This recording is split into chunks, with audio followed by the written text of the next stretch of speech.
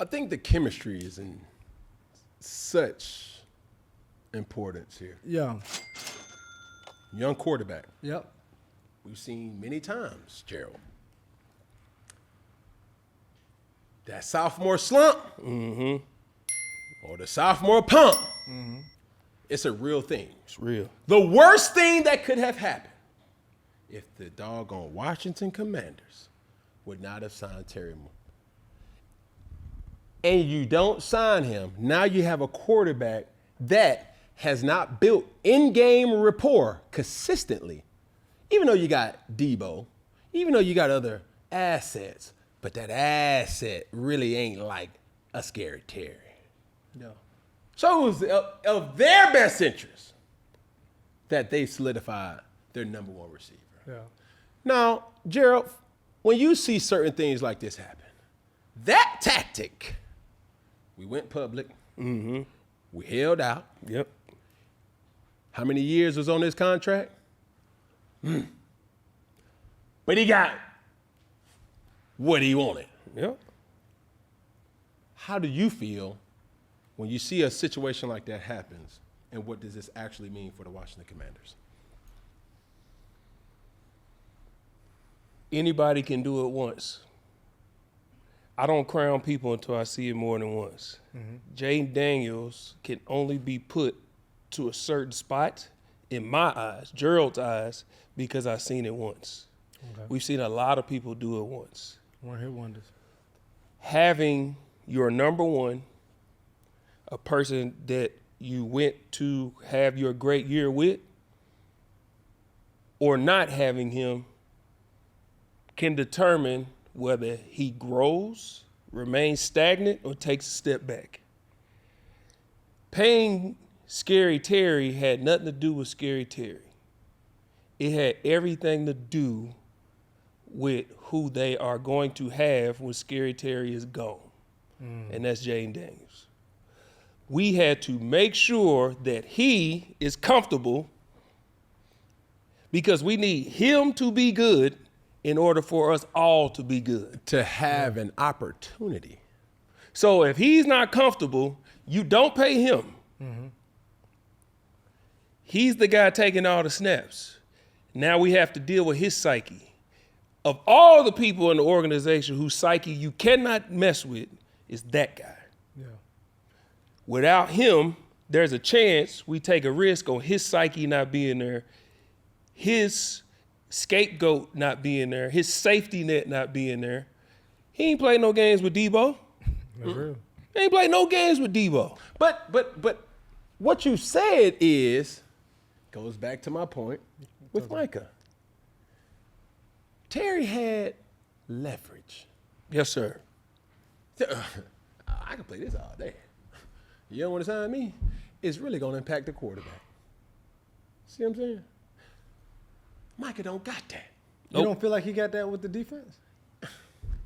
It's two different positions, but you don't feel like Let that? me tell you why, Mike. Let me tell Hey, you the why. Mo- the Cowboys, Let me though. break football down to you. But And let break me it break down. Jerry Jones down to you. Let's go through some history. He's watched it on Netflix. Jerry's team building. Every time the Cowboys are at the top of the league with record, stats, whatever, they have a dominant offensive line. In the 90s, then they got, when they had Travis Frederick, Tyron Smith, and Zach Martin, the other two was plug and play. But they had a number one offense in the league. What has Jerry done over the last 3 drafts? He's building his offensive line. Okay? You have Dak. I have an offensive line. I can put whoever back there, running back, as long as they can block and open it up. Darren McFadden had never had 1,000 yards rushing. He got behind that line. He got 1,000 yards rushing. DeMarco Murray, as good as he was, that offensive line to turn him to an offensive player of the year. And after that, This is what Jerry has done. It's a and formula. This is his mold. It's his formula. yeah. Charles Haley was an add-on. Dion was an add-on. Yeah. His formula was that O-line. I got my running back, I got my quarterback, and my wide receiver. That's where Jerry's mind is at. So having a DeMarcus Ware, we drafted him, he turned into who he was. That's excellent. I had my group. I go out and get a Charles Haley, give us a couple good years, we get our Super Bowls. Yeah. You being a great pass rusher, man, listen, Micah, as dominant as he is, he give you 11, 12 sacks a year, could be a defensive player of the year. I'm gonna tell you what a coach's mind is thinking. I can save money and get 2 people that could give me 7 to 8 sacks a year and put that money into my offense or put that money into building everybody else. Micah has no leverage here. Yeah. He has none. Where's the leverage? Micah Parsons, he is another phenomenal player to come through the Dallas Cowboys. All them phenomenal players, the Dallas Cowboys, I'm sure if we did a poll or we went and did research over the last 10 years, they are not out of the top 5 for all pros and Pro Bowlers. Guaranteed. The Dallas Cowboys. What do they have to show for it? Nothing. So do you think that this one player has leverage just because you are an all-pro or a possible defensive player of the year? That's not leverage to Jerry. Yeah. You know what Jerry is? He's a businessman. Yeah. One word. Or he's a business man. But just to 2 throw this in the words. play, though, also somebody that does have leverage, Trey Hendrickson gets a $14 million raise with the Cincinnati Bengals, also a pass rusher, and he is scheduled to make $30 million in his salary this year, and also will be an unrestricted free agent after the season. But to that point, it goes back to Gerald's point. No. Trey Hendrickson is on a franchise tag. Correct. So when I shake your hand and you say, I'm going to make you the highest paid defensive player, I can go that route. Now, I ain't a betting man, but if I were, somebody would say, no, bro, you don't just need a franchise tag because that's 1 year. You're still in a prove-it situation. You need stability with longevity. Yeah. Now, if he gives you or guarantees you whatever that going rate is for top defenders, if you can guarantee me to thrust me in that threshold year in and year out, an additional 4 to 5 years on my contract, and I'm still the top paid defender, now we talking. That's a whole separate deal. You see what I'm saying? Yeah. So while we building and we kicking it and we shooting the breeze and you're like, yeah, bro, I'm gonna make you that sounds good. It sounds excellent. But when you start talking about the logistical things, I'm like, hold on. Fine print. Yeah. For 1 year though? No. No. I need it for at least 5.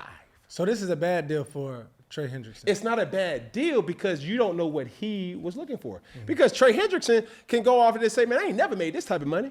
Yeah. And sometimes we all have to have this revelation. I got to prove it. Yep. Yeah. I got to prove it.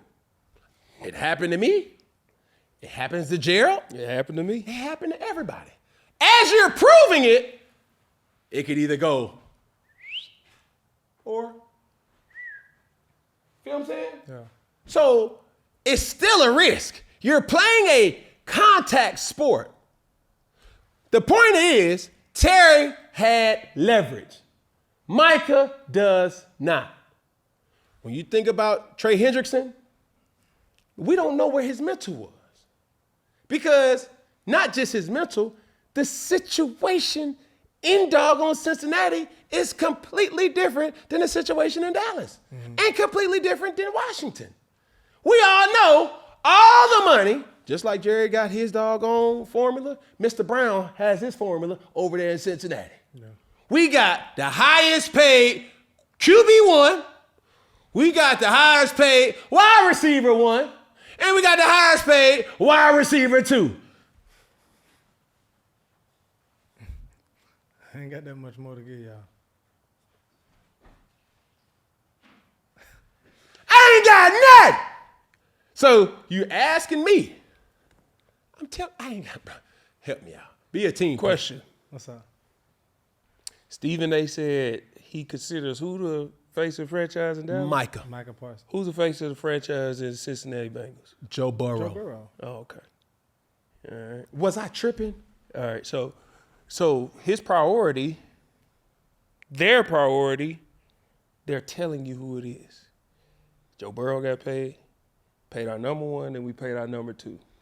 We're going to slow play on the defensive end. You know why? Because we have to protect priority number one. Who blocking for Joe? Yeah, that's a priority. I can go out and get a first-round pick at defensive end, which they did. Yes, sir. I can get a free agent that could give me 7 to 8, and I can say I need to pay people to protect priority number one and then sprinkle in defense. Priority number one, Joe Burrow. Priority number two, who's Joe Burrow throwing the ball to? Yeah. Priority number three, when they double team that guy, he needs somebody else to throw the ball to. Mm-hmm. That ain't what's happening in Dallas. And that's why they could say, Trey, we're going to franchise you, but the payments, where did the money actually go to? Joe Burrow and his 2 wide receivers. That's the difference. You know the crazy thing is that formula may work. It has shown to work. Yep. But like I told Peggy earlier, I listen with my eyes. Mm-hmm. They've done pretty much the same thing in Dallas that they did in Cincinnati. Because they've tried to get real sexy and try to move 88, and CD is a doggone great receiver, but CD can't do it alone. They've kept the receiving core the same 2 years ago and said, no, we was good with that. But when we were watching film, hold that right there. Oh, boy, he really not like that. So CD, we going to double him, and we going to make everybody else beat us. And they got exposed. So what they say, all right, bet. We got our quarterback. We beefing up our offensive line. We got our receiver because he threw a hissy fit too. Our quarterback need to be comfortable. Yeah. Matter of fact, our quarterback has voiced his opinion, and not necessarily publicly, but it showed on film. When you take away 88, I ain't got nowhere else to go. I ain't got my scapegoat. You see what I'm saying? Now we go get, we know Jerry loves this more than any other franchise. We love a little toxicity. Mm-hmm. And who's more toxic at that receiver position than old George Pickens? We ain't that toxic. Man, I done managed Adam Pac-Man Jones. Man, I done managed doggone Deion Sanders. Man, I done managed Michael Irvin. Dez Bryant. You right. See what I'm saying? All these quote-unquote head cases. Man, they good with me. Man, come on over here to that ranch right there, boy. And I'll do something right for you, big dog. Yeah. What we're not gonna do, let me tell you, I'm gonna tell you what you can do, and I'm doggone gonna tell you what you can't do. So Micah, going back to that, that's hard, especially with the ramifications of where this league is now. We've seen it happen with the running back position. Mm-hmm. I don't think a lot of defenders are really in that space to say, hey, I'm going to give you this. If anybody could do it, it would be Micah. Yeah. He's been consistent. His productivity has been exceeding expectation.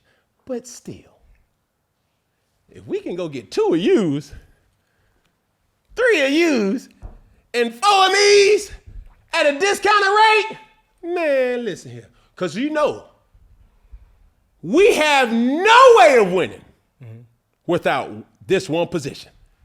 We didn't go over this. We didn't go over this. On the count of 3, what can you not win with? You ready? Without? You got to, without. Okay. You need this to win in the National Football League. You ready? Yep. You got your answer? Yep. You got your answer. On the count of 3. 1, 2, 3. Quarterback. That's real.